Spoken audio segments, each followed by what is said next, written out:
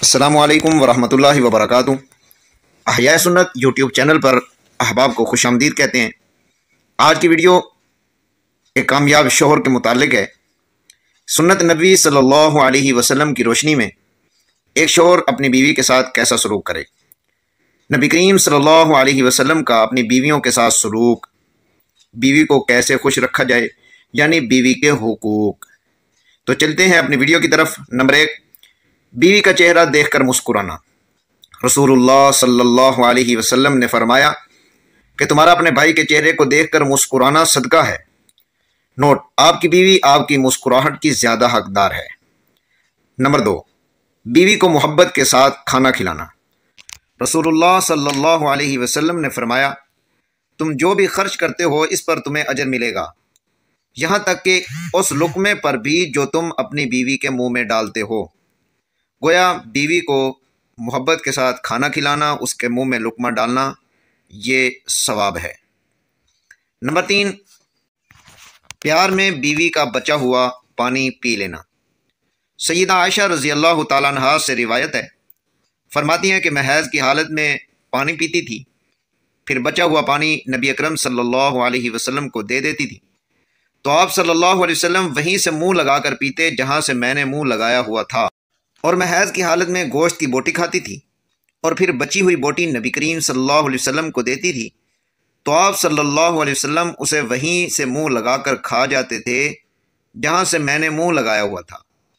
گویا بیوی کا بچا ہوا کھانا کھا لینا چاہیے، بیوی کا بچا ہوا پانی پی لینا چاہیے، اس میں کوئی مذائقہ نہیں ہے، اور یہ سنت بھی ہے۔ نمبر 4، بیوی کی گود میں سر رکھ کر لیٹنا۔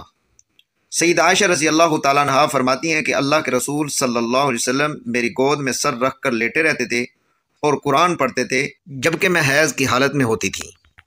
نمبر 5، بیوی کی خاطر اپنا منہ صاف رکھنا۔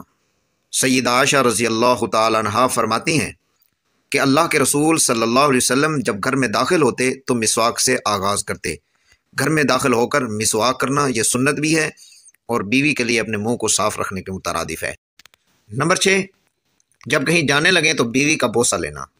سیدہ عائشہ رضی اللہ تعالیٰ عنہا سے روایت ہے، فرماتی ہیں کہ نبی اکرم صلی اللہ علیہ وسلم نے اپنی ایک اہلیہ کو بوسہ لیا، پھر آپ صلی اللہ علیہ وسلم نماز کے لیے نکل گئے اور آپ صلی اللہ علیہ وسلم نے دوبارہ وضو نہیں کیا۔ یعنی بیوی کا بوسہ لے کر باہر جانا یہ سنت ہے۔ اور دوسرا مسئلہ اس سے سمجھ آ گیا کہ اگر انسان کا وضو ہے تو بوس و کنار کرنے سے وضو نہیں ٹوٹتا۔ نمبر 7، اس پر بھروسہ کرنا، اسے بے وفا نہ سمجھنا۔ اللہ کے رسول صلی اللہ علیہ وسلم نے اس بات سے منع فرمایا کہ کوئی اچانک رات میں اپنی بیوی کے پاس آئے اور اسے بے وفا سمجھے یا اس کی غلطیاں ڈھونڈے۔ نمبر 8، بیوی کے لیے خوشبو لگانا، سجنا سنورنا۔ سیدنا ابن عباس رضی اللہ عنہما فرماتے ہیں کہ مجھے یہ چیز محبوب ہے کہ میں بھی اپنی بیوی کے لیے زیب و زینت اختیار کروں جس طرح وہ میرے لیے سجتی ہے، سنورتی ہے۔ سبحان اللہ۔ نمبر 9، اللہ کی اطاعت کے کاموں میں بیوی کی مدد کرنا۔ آپ صلی اللہ علیہ وسلم نے فرمایا، اللہ رحم فرمائے اس مرد پر جو رات میں قیام کرے اور اپنی بیوی کو بھی اٹھائے، اگر وہ انکار کرے تو اس کے چہرے پر پانی چھڑک دے۔ سبحان اللہ۔ نمبر 10، ایک ہی برتن سے بیوی کے ساتھ غسل کرنا۔ حضرت عائشہ، ام سلمہ، سیدہ میمونہ، حضرت ابن عمر رضی اللہ تعالی عنہم سے روایت ہے کہ نبی کریم صلی اللہ علیہ وسلم خود اور آپ صلی اللہ علیہ وسلم کی بیوی ایک ساتھ ایک ہی برتن سے غسل کرتے تھے، یہاں تک کہ آپ فرماتے میرے لیے پانی بچا رہنے دو۔ اس پر وہ بیوی بھی عرض کرتی آپ میرے لیے پانی بچا رہنے دیں، از روئے مزاح۔ سبحان اللہ۔ نمبر 11، گھر کے کاموں میں بیوی کا تعاون کرنا۔ حضرت عائشہ رضی اللہ تعالیٰ عنہا سے پوچھا گیا، رسول اللہ صلی اللہ علیہ وسلم گھر میں کیا کرتے تھے؟ انہوں نے فرمایا، آپ صلی اللہ علیہ وسلم انسانوں میں سے ایک انسان تھے۔ آپ علیہ الصلوۃ والسلام اپنے کپڑے صاف کر لیتے تھے، یعنی کپڑے دھو لیتے تھے، بکری کا دودھ دوہ لیتے تھے اور اپنے کام خود کر لیتے تھے۔ اگر مرد کو کبھی گھر میں کوئی کام از خود انجام دینا پڑ جائے تو اس کو عار محسوس نہیں کرنی چاہیے، بلکہ سنت کی روح سے آپ علیہ الصلوۃ والسلام کے نقش قدم پر چلتے ہوئے گھر کے کام کر لینے چاہیے، اور یہ ثواب ہے۔ اس کے گھر والوں اور سہیلیوں کا اکرام کرنا۔ سیدہ عائشہ رضی اللہ تعالیٰ عنہا فرماتی ہیں اللہ کے رسول صلی اللہ علیہ وسلم بکری ذبح کرتے تھے تو حضرت خدیجہ رضی اللہ تعالیٰ عنہا کی سہیلیوں کا پتہ کر کے انہیں تحفے میں بھیجتے تھے۔ نمبر 13، بیوی کے کھانے میں عیب نہ نکالنا۔ سیدنا ابو ہریرہ رضی اللہ تعالیٰ عنہ فرماتے ہیں نبی کریم صلی اللہ علیہ وسلم نے کبھی کھانے میں عیب نہیں نکالا۔ کھانا آپ صلی اللہ علیہ وسلم کو پسند آتا تو آپ صلی اللہ علیہ وسلم کھا لیتے ورنہ چھوڑ دیتے، عیب نہ نکالا کرتے تھے۔ نمبر 14، بیوی کی خامیوں سے چشم پوشی کرنا۔ آپ صلی اللہ علیہ وسلم نے فرمایا کہ کوئی مومن مرد اپنی ایمان والی بیوی سے نفرت نہ رکھے۔ اگر اس کی کوئی صفت اسے ناپسند ہوگی تو ضرور کوئی صفت پسند بھی ہوگی۔ بری صفات کو ختم کرنے کے لیے اس سے محبت کے ساتھ پیش آنا چاہیے، چشم پوشی کرنی چاہیے۔ نمبر 15، بیوی جواب و سوال کرے تو برداشت کرنا۔ حضرت عمر بن خطاب رضی اللہ تعالیٰ عنہ فرماتے ہیں ایک دن میری بیوی مجھ سے کسی بات پر بحث کر رہی تھی، اس نے میری کسی بات کا جواب دے دیا، مجھے اس کا جواب دینا بہت برا لگا۔ اس پر وہ بولی میرا جواب دینا آپ کو برا کیوں لگ رہا ہے؟ اللہ کی قسم نبی کریم صلی اللہ علیہ وسلم کی ازواج آپ صلی اللہ علیہ وسلم کی باتوں کا جواب دے دیتی تھیں، یعنی کہ آپ علیہ الصلوۃ والسلام اس کو برا محسوس نہیں کیا کرتے تھے، اس لیے انہوں نے یہ ارشاد فرمایا کہ جب وہ جواب دے دیا کرتی تھیں تو آپ کو میرا جواب دینا برا کیوں لگ رہا ہے؟ آپ کو بھی میرا جواب دینا برا نہیں لگنا چاہیے۔ نمبر 16، بیوی کا ساتھ نبھانے کا اعلان کرنا۔ سیدہ عائشہ رضی اللہ تعالیٰ عنہا ایک مرتبہ ام زرع کا واقعہ بیان کرنے لگی جس کا شوہر اس کے ساتھ بہت اچھا سلوک کرتا تھا لیکن بعد میں اسے الگ کر دیا، یعنی اس کو طلاق دے دی۔ اس موقع پر نبی کریم صلی اللہ علیہ وسلم نے سیدہ طیبہ طاہرہ حضرت عائشہ رضی اللہ تعالیٰ عنہا سے فرمایا میں تمہارے لیے ویسے ہی ہوں جیسے ابو زرع ام زرع کے لیے تھا، لیکن میں تمہیں طلاق نہیں دے سکتا۔ نمبر 17، اس کی خدمت کی قدر کرنا اور ممنون ہونا۔ آپ صلی اللہ علیہ وسلم نے فرمایا جس نے لوگوں کا شکریہ ادا نہیں کیا اس نے اللہ کا بھی شکر ادا نہیں کیا۔ آپ کی بیوی اس کی سب سے زیادہ مستحق ہے کہ اس کے احسان کا اس کو شکریہ ادا کرنا چاہیے۔ نمبر 18، بیوی بیمار ہو تو اس کا خصوصی خیال رکھنا اور اسے دم کرنا۔ سیدہ عائشہ رضی اللہ تعالیٰ عنہا واقعہ افق کے ضمن میں فرماتی ہیں کہ جب میں بیمار ہوتی تھی تو آپ صلی اللہ علیہ وسلم مجھ پر بہت مہربان اور شفیق ہوتے تھے، لیکن اس بیماری میں آپ صلی اللہ علیہ وسلم کا سلوک ویسا نہیں تھا، یعنی واقعہ افق سے پہلے جب بیمار ہوتی تو آپ صلی اللہ علیہ وسلم بہت مہربان اور شفیق ہوتے۔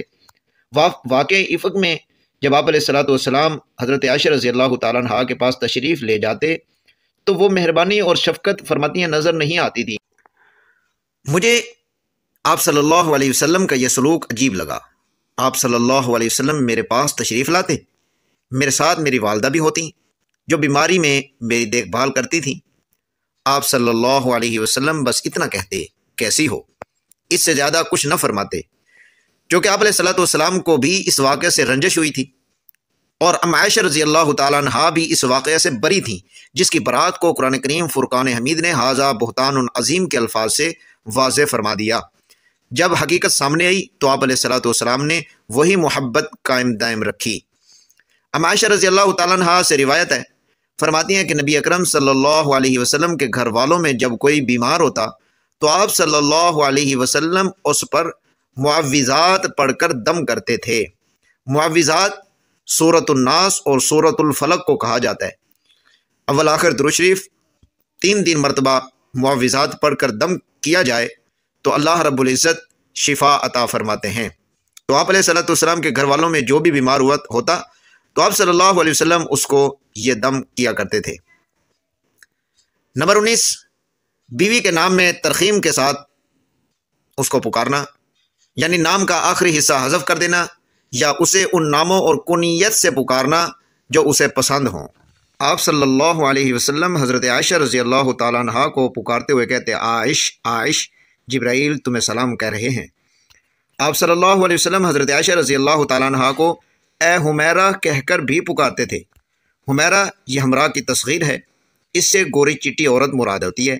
اور عائشہ رضی اللہ تعالیٰ عنہ نے ایک دن عرض کیا، اے اللہ کے رسول صلی اللہ علیہ وسلم، مجھے چھوڑ کر آپ کے تمام بیویوں کی کنیت ہے۔ چنانچہ آپ صلی اللہ علیہ وسلم نے ام عائشہ رضی اللہ تعالیٰ عنہ کی کنیت ام عبداللہ مقرر فرمائی۔ نمبر 20، بیوی کے ساتھ کھیلنا اور ہنسی مذاق کرنا۔